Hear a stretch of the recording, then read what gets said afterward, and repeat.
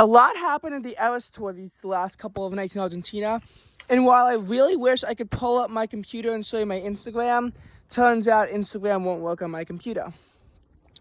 That's a shame. Anyway, Buenos Aires is one of 3 stops Taylor Swift is doing in South America. She's also going to Rio de Janeiro and then to Sao Paulo. This is her first tour in about 2.5 months since she was in Mexico City. And after this, she'll be going back to the U.S.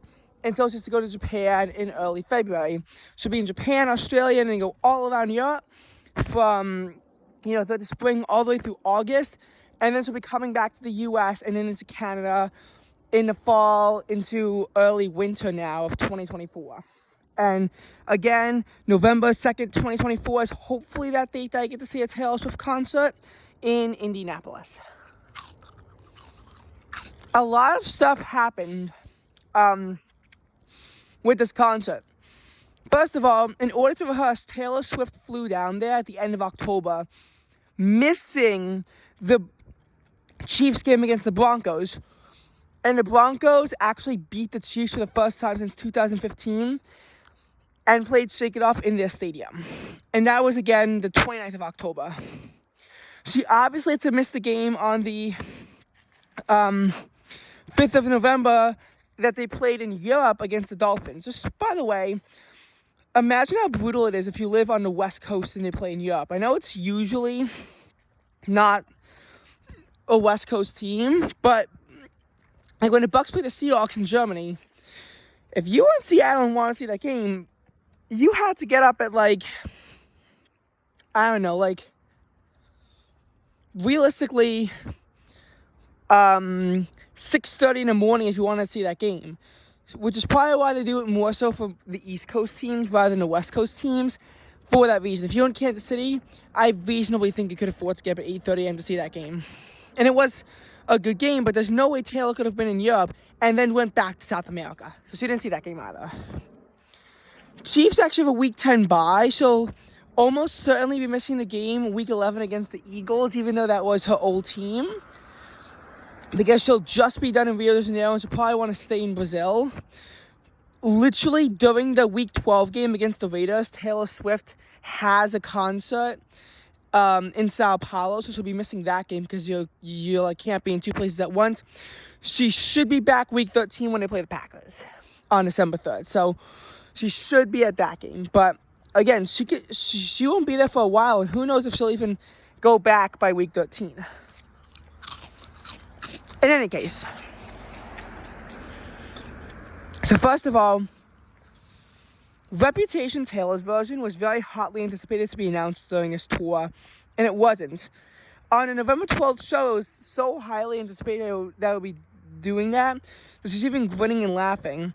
But it turns out that it was because she was clowning us because she wasn't going to announce it. It makes sense too.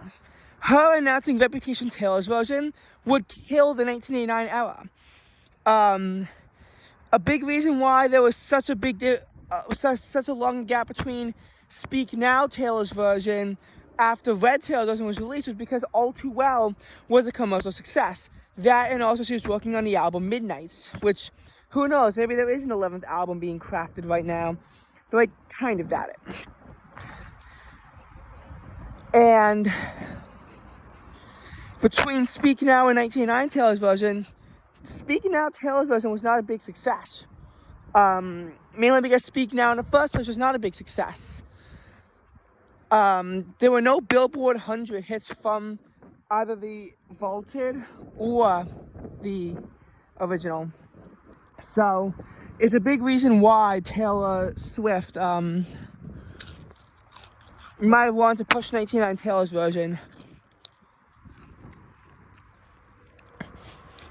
And she's teased at it, but if she is going to release it on February 16th, which is still my prediction, she's probably going to be announcing it at the end of the Sao Paulo concerts. Also, yes, Taylor did speak in Spanish quite a bit because Argentina is a Spanish-speaking country. So, just thought that would be relevant to mention. In Champagne Problems, she actually messed up that song. Despite rehearsing it for weeks and having multiple months off, she still messed up Champagne Problems night 1. In night 3, there was also a Champagne Problems controversy, but that was because people were throwing stuff on stage during the concert, which could have given her a serious injury and have ruined the tour, or at least the South American leg of the tour. I think it was a bra that was thrown on stage. Yeah, don't do that. Many people have commented on Instagram saying that was improper. Now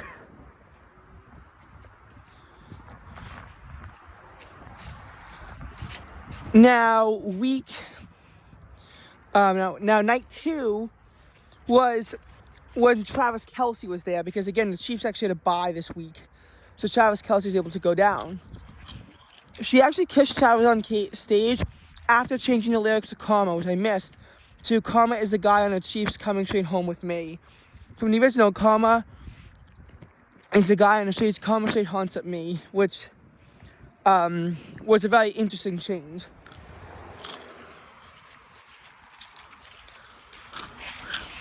But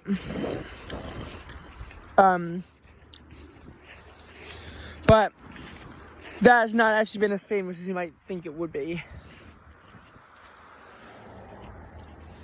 Also, she did Is It Over Now and Slut as surprise songs for the first time since their release. I think those are the 2 most popular vault songs. Is It Over Now is number 1. Who knows, Slut might take over, though it's a bit unlikely, but it definitely could. And again, this commercial success of 1989 Taylor's version is probably a big reason why she's not going to announce Reputation Taylor's version for a while. And who knows, maybe debut Taylor's version would come out first before Reputation Taylor's version. It's hard to tell which. I mean, ultimately, I know that there were all these theories about it being announced and potentially released soon. I really think we gotta wait a while. It might even be later in 2024 into early 2025 when she has reclaimed all of her albums.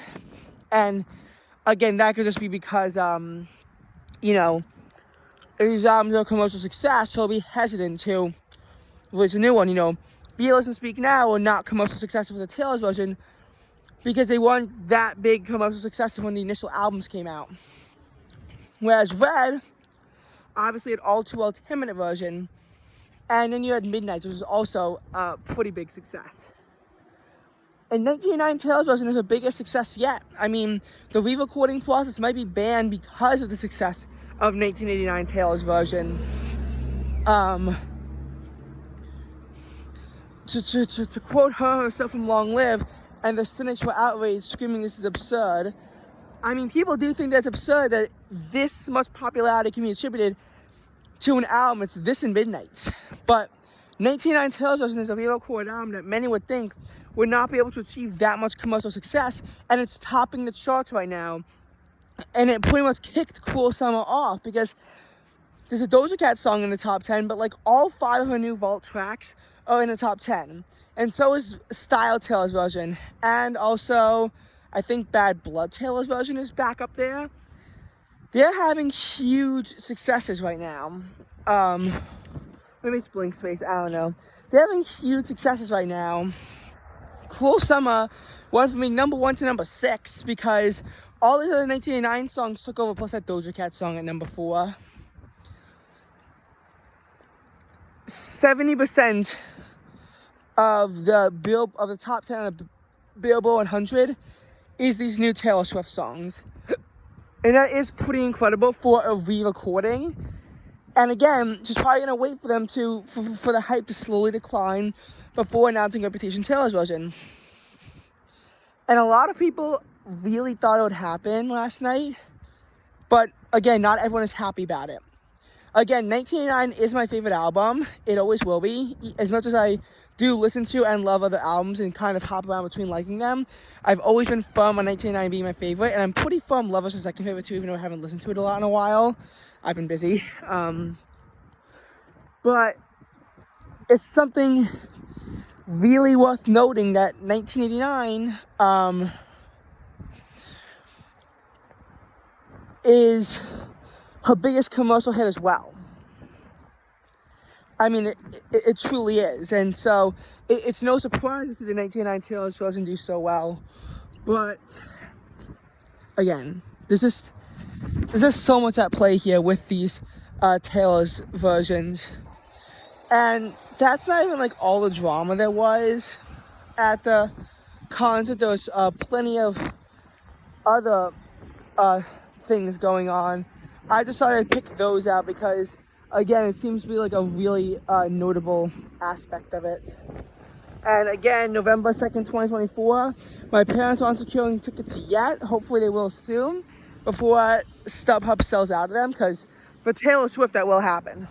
And we'll just see how this rides and how it goes. So, you know.